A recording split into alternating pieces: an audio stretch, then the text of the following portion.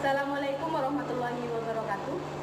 Kami di sini dari kelompok 4 ingin menyelesaikan tugas pada mata kuliah Administrasi dan Manajemen Sekolah yang diampu oleh Bapak Yusrianto Soleh yang berjudul Pengadaan dan Inventarisasi Fasilitas Pendidikan, yang terdiri dari saya sendiri, Rumyati Zainab, dengan nomor MPM 21222111095. Dan saya Muhammad Novi dengan NPM 093. Dan saya Nur Mahmudi dengan NPM 076. Saya Siti Salatul Mukaromah dengan NPM 100. Saya Yulia dengan NPM 103. Baik, saya pemateri dari kelompok 4. Sebagai pemateri yang pertama yang akan menjelaskan tentang pengadaan sarana prasarana pendidikan. Pengadaan sarana dan prasarana pendidikan merupakan fungsi kedua operasional setelah perencanaan dalam manajemen sarana dan prasarana. Dan pengadaan sarana dan prasarana pendidikan merupakan kegiatan menyediakan semua jenis sarpras yang dibutuhkan dalam rangka mencapai tujuan. Jadi, pengadaan sarpras yaitu upaya menyediakan barang atau jasa yang dibutuhkan dalam pendidikan untuk mencapai sebuah tujuan. Dan itu dilaksanakan setelah adanya perencanaan, baik perencanaan biaya maupun jumlah dari barang tersebut. Setelah adanya perencanaan, maka dilakukan sebuah pengadaan. Selanjutnya di sini ada strategi pengadaan.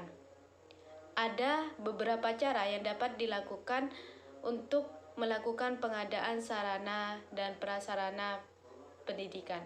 Yang pertama itu pembelian, yaitu cara melakukan pemenuhan terhadap sarana dan prasarana dengan cara membeli barang atau jasa kepada pemasok.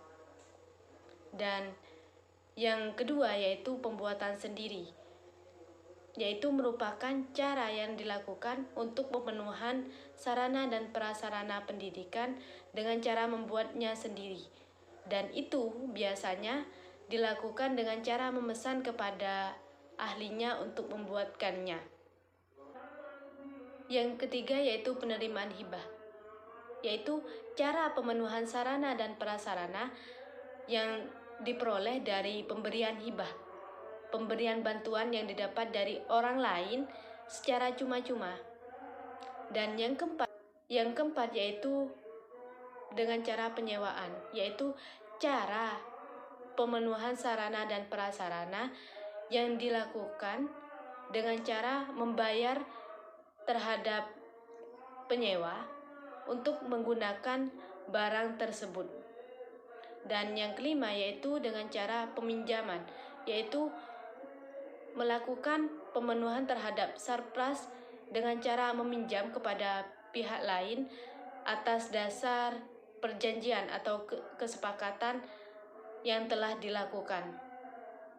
Dan yang terakhir yaitu daur ulang. Daur ulang yaitu yang dilakukan untuk pemenuhan sarana dan prasarana dengan cara mendaur ulang dari barang atau bahan yang tidak digunakan untuk dijadikan barang yang berguna. Baik, di sini saya akan menjelaskan yang nomor 3 adalah prosedur pengadaan, di mana prosedur pengadaan ini ada 5 poin. Yang pertama adalah menganalisis kebutuhan dan fungsi sarana dan prasarana atau sarpras. Lanjut, yang nomor 2 adalah mengklarifikasikan sarana dan prasarana yang dibutuhkan. Maksudnya di sini mengklarifikasi sarpras yang dibutuhkan. Yang nomor 3 adalah membuat proposal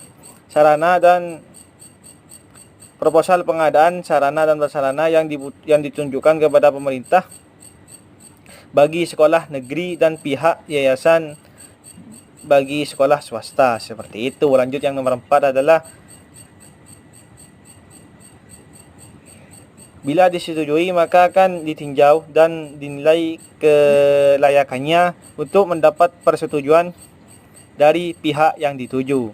Yang nomor 5 adalah setelah dikunjungi dan disetujui, maka sarana dan prasarana akan dikirim ke sekolah yang mengajukan permohonan pengadaan sarana dan prasarana tersebut. Seperti itu. Mungkin sekian dari saya. Kurang lebihnya mohon maaf. Assalamualaikum warahmatullahi wabarakatuh. Dadah. Nah, di sini saya akan menjelaskan nomor 4, yaitu inventarisasi fasilitas pendidikan. Nah, kegiatan pencatatan atau pendaftaran barang-barang milik lembaga ataupun sekolah ke dalam suatu daftar inventarisasi barang secara tertib dan teratur menurut ketentuan dan tata cara yang berlaku, seperti itu. Lanjut ke slide berikutnya, yaitu tujuan inventarisasi fasilitas pendidikan. Baik, saya akan melanjutkan pemateri kedua, yaitu tentang tujuan inventarisasi fasilitas pendidikan atau sekolah. Ya, itu ada 4 poin, di mana poin pertama yaitu menjaga dan menciptakan tata tertib administrasi sarana. Dan yang kedua adalah menghemat keuangan sekolah, yaitu ada pengadaan, pemeliharaan, terus maupun penghapusan. Dan yang ketiga adalah pedoman menghitung kekayaan. Dan yang keempat, poin terakhir, memudahkan pengawasan dan pengendalian. Baik, terima kasih. Baik, yang keenam, langkah-langkah inventarisasi fasilitas dalam pendidikan. Langkah-langkah tersebut ada 4 macam. Yang pertama, membuat buku induk barang inventaris. Kemudian yang kedua, membuat buku golongan barang inventaris. Yang ketiga, membuat buku catatan non-inventaris. Kemudian yang keempat, ada membuat daftar rekapitulasi barang inventaris. Yang pertama, membuat buku induk barang inventaris. Buku ini adalah buku di mana tempat mencatat semua barang inventaris yang sudah dimiliki oleh suatu kantor atau suatu organisasi di lingkungannya. Kemudian yang kedua, membuat buku golongan barang inventaris, di mana buku tersebut membantu untuk mencatat barang-barang inventaris menurut golongan yang telah ditentukan masing-masing berdasarkan klasifikasi dan kode barang yang ditentukan di dalam lingkungannya. Kemudian yang ketiga, membuat buku catatan non-inventaris. Buku catatan non-inventaris ini adalah buku tempat mencatat semua barang yang habis dipakai seperti kapur, spidol, pensil, penghapus papan tulis, kertas ketik, tinta, dan lain sebagainya. Kemudian yang keempat, membuat daftar rekapitulasi barang inventaris. Daftar ini merupakan daftar yang menunjukkan jumlah barang inventaris.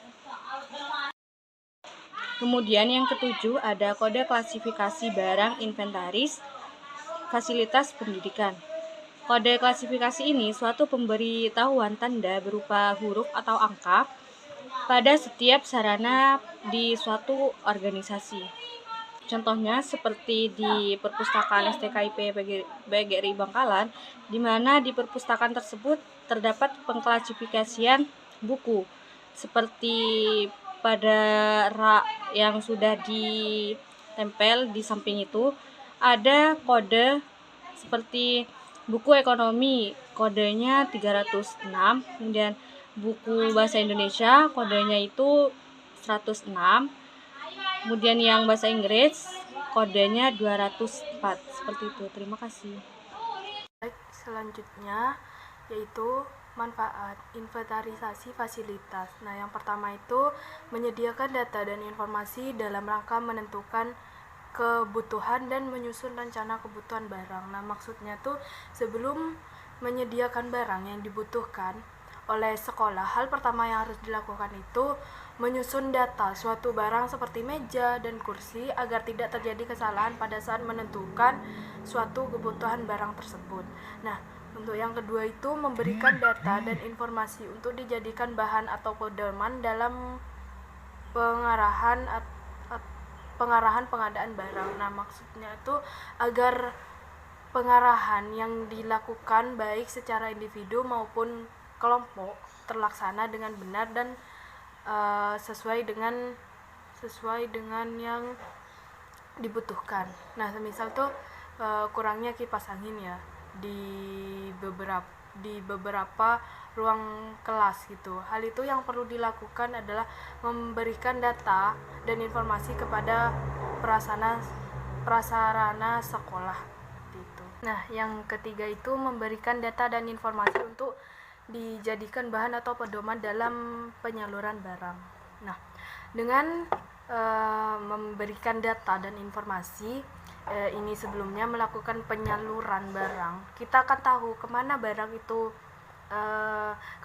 itu dan bagaimana barang yang diberikan akan tersalur dengan merata atau tidak. Semisal ya tadi kipas angin. Nah, 4 ruang kelas itu membutuhkan kipas angin. Nah, sekolah hanya menyediakan untuk 2 kelas saja. Nah, dari itu kemungkinan karena kurangnya informasi kepada prasarana sekolah seperti itu. Yang keempat ini memberikan data dan informasi dalam menentukan keadaan barang. Nah, maksudnya itu agar mengetahui bagaimana keadaan barang yang ada gitu.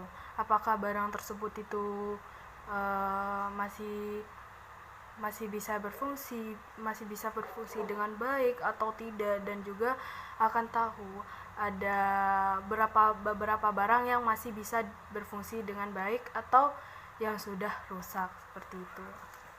Agar mengetahui gitu mana yang barang itu, entah barang itu sudah tidak berfungsi, entah barang itu tidak sudah rusak, entah itu dicek seperti itu. Nah, yang kelima itu memberikan data dan informasi dalam rangka memudahkan pengawasan dan pengendalian barang. Nah, maksudnya tuh ketika data sudah terkumpul semua mengenai barang yang ada di sekolah, seperti tadi ya kipas angin, meja, kursi, dan lain sebagainya. Nah, itu tuh akan mempermudah pengawasan yang bertanggung jawab dalam barang tersebut. Sekiranya barang apa yang kurang dan barang apa yang lebih. Jadi data ini tuh untuk memudahkan dan pengendalian barang untuk itu sangat perlu guna mengendalikan keluar masuk barang atau kurang tidaknya suatu barang seperti itu. Sekian presentasi dari kami kelompok 4. Kurang lebihnya mohon maaf. Wassalamualaikum warahmatullahi wabarakatuh.